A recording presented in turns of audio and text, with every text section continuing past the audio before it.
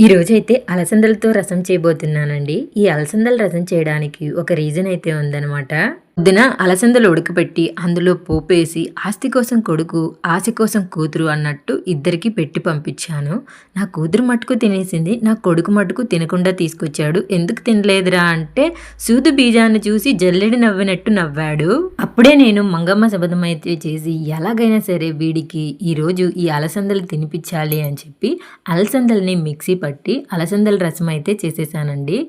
ఎందుకు రసమే చేశాను అంటే నా కొడుక్కి రసం అంటే చాలా ఇష్టం. అచ్చు మేనమామ పొలుకులే వచ్చాయి. వాళ్ళ మేనమామకి అత్త చేస్తే నచ్చదు కానీ చెల్లి చేస్తే బాగా నచ్చుతుంది. రసం చేసి మా వాడికైతే పెట్టాను. ఏంటమ్మా ఇది నార్మల్ రసం లాగా లేదే అన్నాడు. నీలాంటి వాడే ఎచ్చులకి ఏలేశ్వరం పోతే పక్క తోలు కుక్క ఎత్తుకుపోయిందంట. అయినా నా పిచ్చి కానీ ఈ కాలం పిల్లలకి అలసందలు, ఉలవలు, శనక్కాయలు, రాగులు, రాళ్ళు, రప్పలు ఎలా నచ్చుతాయండి. ఎండిపోయిన పిజ్జా, పాసిపోయిన పాస్తా, కుళ్ళిపోయిన కుల్ఫీ అయితే బాగా నచ్చుతాయి.